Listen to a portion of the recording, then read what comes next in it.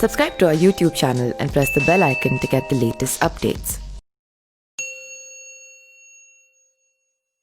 नमस्कार, मैं पिंटू सिंह यादव आप सभी का स्वागत करते हैं न्यूज लाइव में। जैसा कि आप सभी को पता है कि बिहार का विधानसभा चुनाव भले ही बीत चुका हो, भले ही बिहार के मुख्यमंत्री नीतीश कुमार बन चुके हैं, लेकिन उस चुनाव के बाद जो सबसे ज्यादा एक व्यक्ति की चर्चा थी, एक राजनेता की चर्चा थी, वो नेता थे असदुद्दीन ओवैसी को लेकर। जी हाँ, बात करें तो ओवैसी ने बिहार विधानसभा चुनाव में 5 सीटें जीतकर पूरे बिहार में और पूरे देश में इतिहास रच दिया था। उसके बाद से लगातार उनके नाम जो है वो सुर्खियों में आते नजर आ रहे हैं। बात करें तो इस जीत के साथ उत्साहित नजर आने वाले ओवैसी ने यह भी ऐलान कर दिया है कि वो उत्तर प्रदेश के चुनाव में भी हिस्सा लेंगे।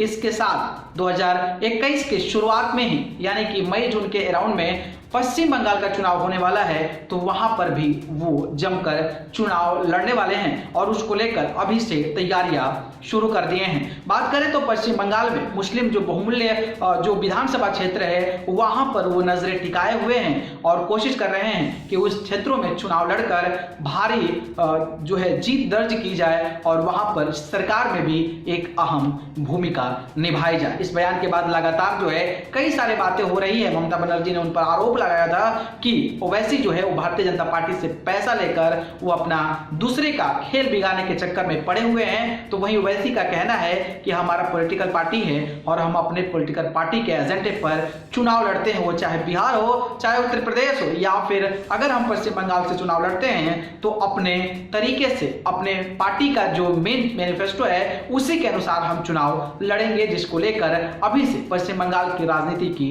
चर्चा शुरू हो गई है। बात करें तो भारतीय जनता पार्टी जहां तृणमूल कांग्रेस यानी कि टीएमसी पर हावी पड़ रही है, तो वहीं ओवैसी का वहां पर जाकर प्रचार करना और वहां पर बैठकें करना कहीं न कहीं ममता बनर्जी के लिए दुखदायी हो सकता है और हो सकता है कि इसका इंपैक्ट जो है ममता बनर्जी के विधानसभा क्षेत्रों पर पड़े।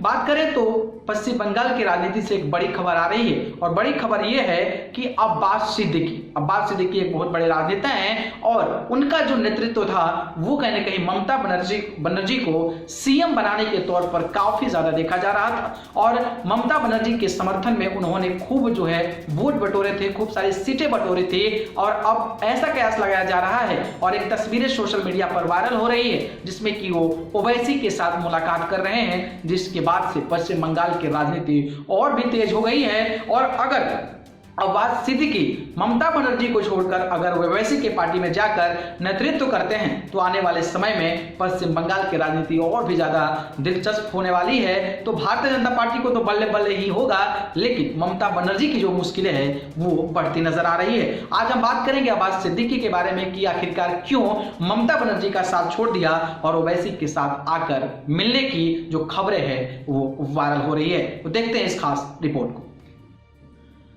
पश्चिम बंगाल में ममता बनर्जी को सत्ता की कुर्सी तक पहुंचाने और सिंगूर नदी ग्राम आंदोलन में प्रमुख भूमिका निभाने वाले फुरफुरा शरीफ दरगाह के परेजादा अब्बास सिद्दीकी इस बार के विधानसभा चुनाव में कुछ अलग सियासी दांवपेच खेलने में लगे हुए हैं। एआईएमआईएम के प्रमुख असदुद्दीन ओवैसी से उनकी मुलाकात ने साफ कर दिया है कि इस बार ममता बनर्जी की राह आसान नहीं होगी।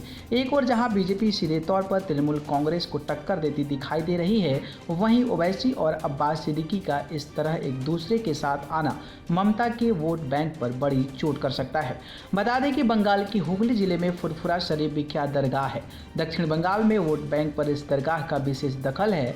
लेफ्ट फ्रंट सरकार के दौरान इसी दरगाह की मदद से ममता ने सिंगूर और नंदीग्राम जैसे 2 बड़े आंदोलन किए थे। इसके बाद ममता बनर्जी ने पीछे मुड़कर नहीं देखा और लगातार 2 बार पश्चिम बंगाल की सत्ता में काबिज हुई। पिछले चुनाव पर नजर दौड़ाएं तो 31% वोट शेयर के साथ मुस्लिम पश्चिम बंगाल में किंगमेकर की भूमिका निभाते हैं। ममता बनर्जी की सत्ता में आने का पूरा श्रेय इन्हीं मुस्लिम वोटरों को जाता है। बंगाल की 294 सीटों में से 90 सीट सीधे तौर पर इन्हीं वोटरों पर केंद्रित रहती है। लंबे समय तक परेजादा अब्बास सिद्दीकी ममता बनर्जी के करीबियों में से एक रहे हैं। हालांकि पिछले कुछ समय से सिद्दीकी ममता सरकार के खिलाफ दे रहे हैं बयान। अब वह खुले तौर पर टीएमसी के विरोध में उतर आए हैं। इन सब के बीच ओवैसी में उनका मिलना काफ़ी अहम बताया जा रहा है। सिद्दीकी से मुलाकात के बाद ओवैसी काफ़ी उत्साहित दिखे। उन्होंने कहा कि अब्बास सिद्दीकी का हमें पूरी तरह से समर्थन हासिल है। चुनाव को लेकर वो आगे जो भी फैसला करेंगे हमें मंजूर है। एक समय था जब फुरफुरा शरीफ दरगाह के पीरजादा अब्बास सिद्दीकी को ममता बनर्जी का काफ़ी करीबी माना जाता था, लेकिन अब वह ममता बनर्जी के खिलाफ मोर्चा खोल चुके हैं। सिद्दीकी ने ममता सरकार पर मुस्लिमों को अनदेखी करने का आरोप लगाया है। बंगाल की करीब 100 सीटों पर फुरफुरा शरीफ दरगाह का प्रभाव है। ऐसे में ममता बनर्जी की पीरजादा अब्बास सिद्दीकी से नाराजगी उन्हें नुकसान पहुंचा सकती है।